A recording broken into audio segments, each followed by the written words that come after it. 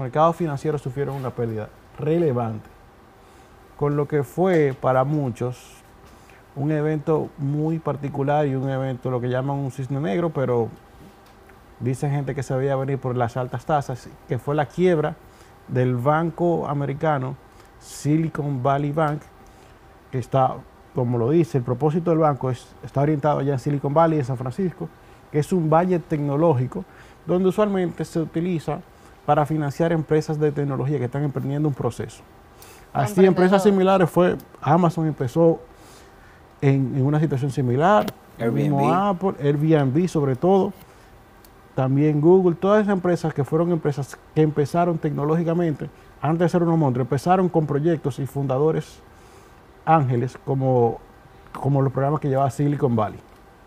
Ahora, ¿qué sucede, señores?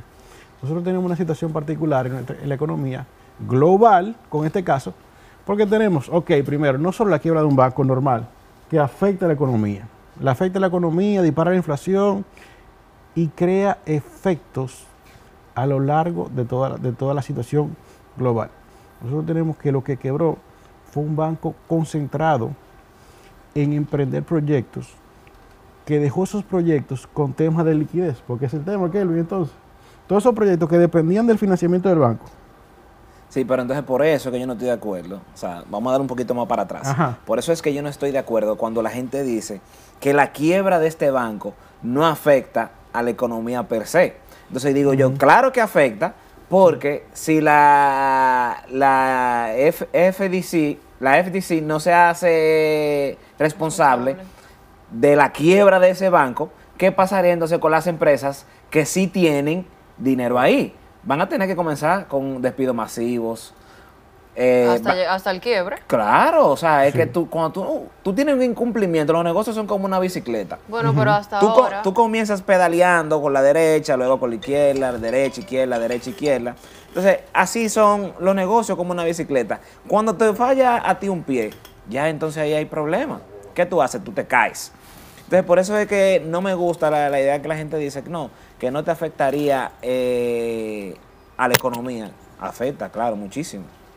Pero no desde el punto de vista del miedo a los ahorrantes. Y ahí entonces es que la gente se equivoca, cuando entiende de que es con miedo a los ahorrantes. No, pero no solo eso, Kenny, porque hay que entender algo. Nosotros estamos viendo un banco relativamente pequeño en comparación, pero el efecto dominó que causa, porque esto fue lo que ocurrió, señor. Nosotros vimos algo que en la economía dominicana ocurrió y que crea mucho miedo, que es el hecho de la posible corrida que se le armó al banco.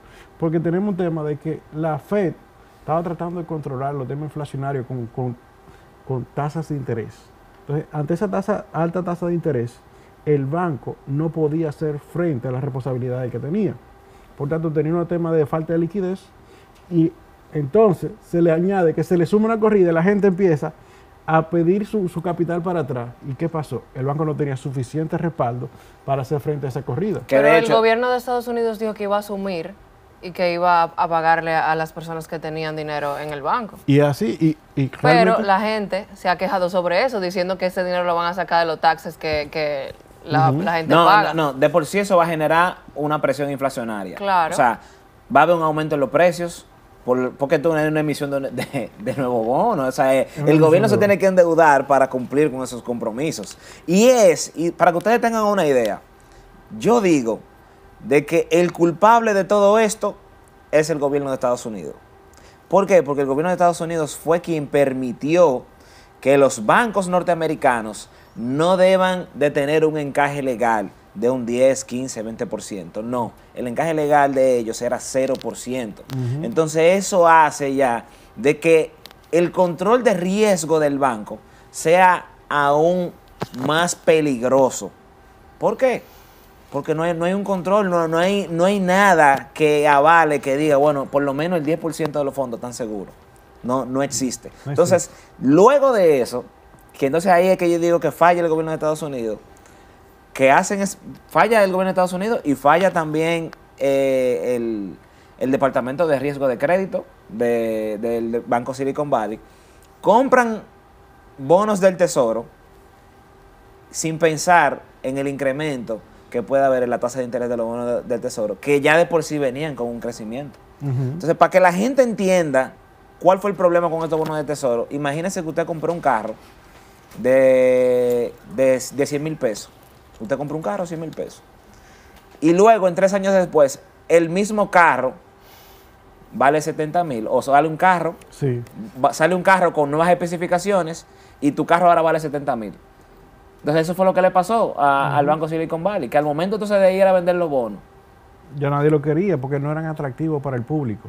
Y eso es lo que suele pasar cuando hay unos bonos que tienen más rendimiento que salen en el mercado. Eso es una condición normal del mercado y es importante que entendamos eso. Pero aparte de eso, Kelvin, tú viste el proceso, porque, señor, es que esto fue un evento poco particular. A las personas y a los administradores de los bancos en San Francisco los citaron a una reunión. Oye, a una llamada por Zoom, para que ustedes vean, una llamada Sí, por Zoom. Y el tipo extraordinaria. cogió una llamada por Zoom extraordinaria. Y él dice, yo entré en una llamada por Zoom y yo vi el equivalente de lo que es aquí, las principales figuras del Banco Central, las principales figuras de cada uno de los bancos y incluso las figuras principales del gobierno encargado de la finanza a nivel nacional, hablando en una llamada por Zoom, describiendo cómo iban a asesorar esa crisis. O sea, tú sabes que es verdad, cometieron el error, pero esto fue una situación que han tratado de controlarlo de una manera, para mí, sorprendente, pero hay que entender algo. Esto es una crisis que si ellos no actúan de esa manera que están actuando, pasa lo que tú dices, que se le va a escapar de la mano. Lo que pasa Y va también a es crear que ellos no un quieren efecto. crear pánico Claro. entre todas esas personas afectadas. pero que el pánico ya está, o sea, que tú no lo el estás pánico creando. está, pero tú te imaginas que Estados Unidos diga, yo no voy a asumir esa responsabilidad, por No, ejemplo. es que oye, ¿qué pasa? Es lo mismo que pasó cuando quebró Ban Inter. Ujú. Y lo mismo que pasó cuando quebraron los bancos en el 2008. Es más peligroso para el gobierno, para la economía del país, no asumir estas responsabilidades. Porque es que una vez ellos dicen, no, nosotros solo vamos a cubrir hasta $250,000. Entonces, ¿qué van a pasar cuando el 98% de los depósitos que hay ahí en ese banco, el 98% de los depósitos pertenecen a grandes compañías que tienen más de $250,000?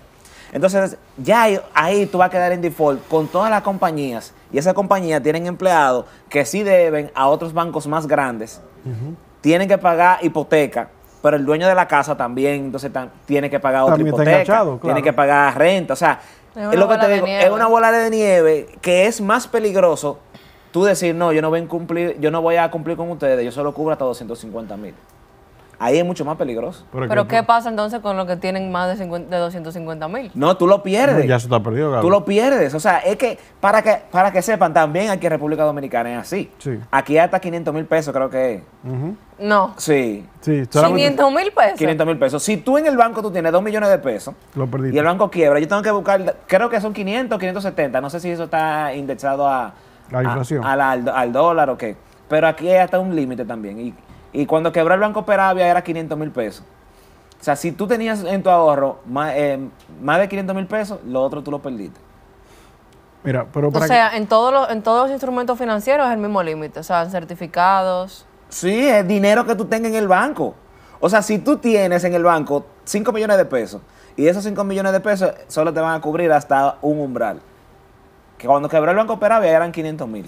Entonces, oye, lo importante. Con no esa recuerdas- cifra. ¿Tú no recuerdas a la gente que salieron quejándose? Claro, es que... Yo era Es muy un, es un pequeña. problema, pero mira, oye esto, que Escúchame de nuevo. lo importante de lo que dijo ¿Cuánto? Kelvin, Gaby, lo importante de lo que dijo Kelvin, para que tú entiendas, es que después de que eso pasa, el banco quiebra y tú tienes que la persona, el Estado le va a respaldar ese capital. Le dice, mira, yo te respaldo hasta $250,000 allá, aquí 500,000 pesos. Entonces nosotros nos vemos con que esas personas van a tener ese capital de vuelta. Pero ¿qué pasa? Entonces, que esto es lo que preocupa y esto fue el principal detonador de lo que fue la crisis de 2003 en nuestro país. Ese capital que tú vas a tener de vuelta va a tener que estar haciendo algo en la economía porque tú no lo vas a volver a meter en un banco porque ahora la Claro. población tiene miedo de que vuelva y quiebre el banco donde tú guardes tus Crea ahorros. mucha desconfianza. Entonces, Una pregunta. Esta confianza aumenta el circulante y eso hace que se devalúe la moneda. Y si en aquel tiempo el dólar se puso a 60, que ahora se pone en 150. Ya lo sabes, fácil.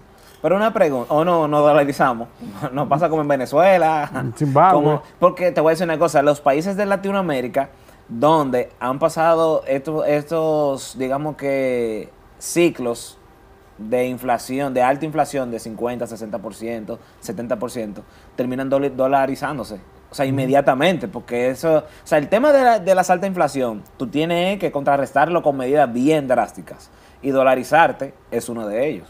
Muchas veces el tema de la dolarización no viene como una política del gobierno central, pero sí la gente lo adopta porque siente miedo en su moneda. En Venezuela es un caso.